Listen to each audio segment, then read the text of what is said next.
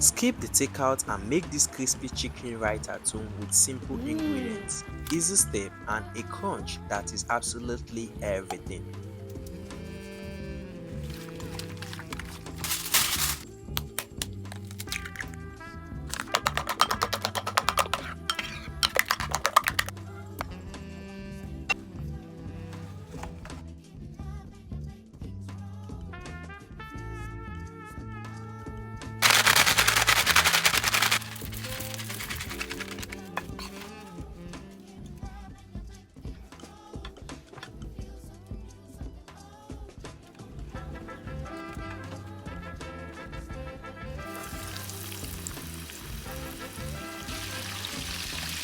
If this recipe, give it a try and let me know in the comment section if you get that perfect crunch.